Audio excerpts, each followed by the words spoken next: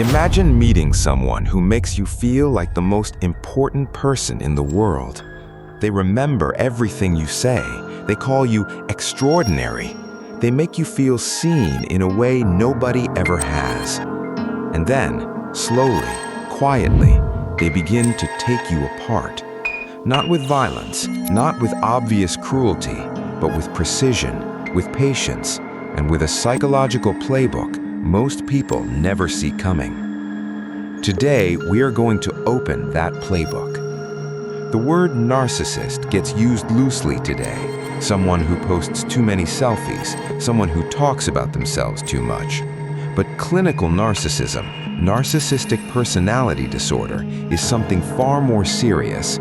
It is a psychological condition characterized by an inflated sense of self-importance, a deep need for admiration, and a fundamental lack of empathy for other people. Research suggests that between 1 and 5% of the general population meets the clinical criteria.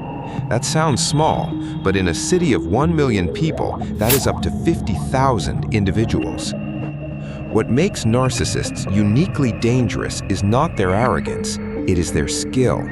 Many are highly intelligent, many are charming, many are extraordinarily good at reading people, identifying what someone needs, and then becoming exactly that, until they no longer need to. Phase 1. Love bombing. This is where the narcissist's playbook begins. And it is the phase most people never recognize as dangerous because it feels wonderful. Love bombing is the rapid, overwhelming delivery of affection, attention, and validation. Constant messages, unexpected gifts, deep conversations that go on for hours. Statements like, "I have never met anyone like you," delivered within weeks of meeting. The target feels chosen, special, understood. What is actually happening is a calculated process of dependency creation. The narcissist is studying you, learning what you are hungry for: approval, security, adventure, intellectual stimulation, and they are feeding it to you at a rate that creates a psychological attachment before you have had nearly enough time to see who they actually are. Psychologists compare this mechanism to intermittent reinforcement, the same psychological principle that makes gambling addictive. You receive reward unpredictably, and that unpredictability makes the attachment stronger, not weaker. Phase 2.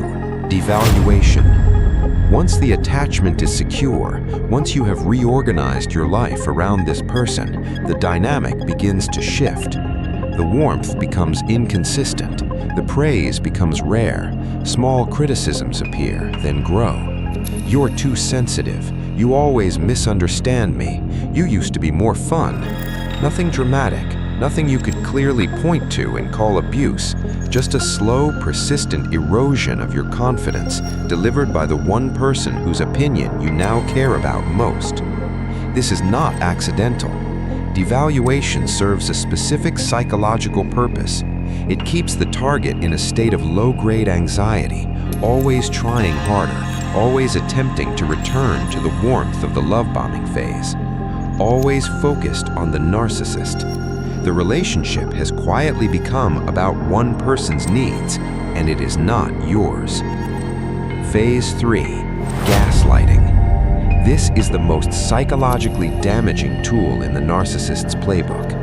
Gaslighting is the systematic manipulation of a person's perception of reality. It works like this. You confront the narcissist about something that genuinely happened, a broken promise, an insult, a lie. They deny it happened, or they reframe it as your fault, or they question your memory.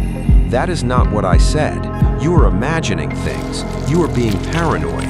You need help." Over time, with enough repetition, the target begins to doubt themselves, not the narcissist, themselves. They start to believe their perception is unreliable, that their emotional reactions are disproportionate, that they are the problem. This is the goal. A person who doubts their own reality is far easier to control than one that trusts it.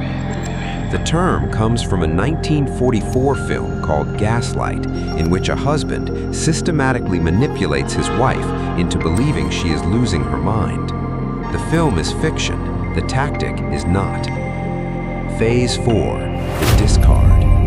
When the narcissist has extracted what they needed, attention, status, financial support, emotional energy, they move on. Sometimes gradually, sometimes overnight. The person who made you feel like the center of their world simply redirects that energy elsewhere, often to a new target already identified, already in the love-bombing phase, while you were still in devaluation. For the person left behind, this moment is profoundly destabilizing, not just because the relationship ended, but because they have spent months, sometimes years, being conditioned to doubt themselves. They leave the relationship not angry, they leave confused, diminished, wondering what they did wrong. That confusion is not accidental, it is the final function of the playbook. A person questioning themselves doesn't question the narcissist. Before we talk about protection, we need to address something important. Many people who have experienced narcissistic relationships ask the same question: how did I not see it? The answer is because it was designed so you wouldn't. Research consistently shows that narcissists do not primarily target weak or insecure people. They target empathetic ones, loyal ones, people with high emotional intelligence who genuinely believe that understanding someone is enough to help them.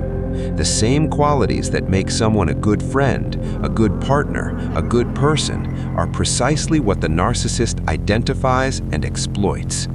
This is not your failure, it is a design flaw in how empathy interacts with manipulation. Knowing that is where recovery begins. Here's what protection looks like in practice. First, pay attention to pace.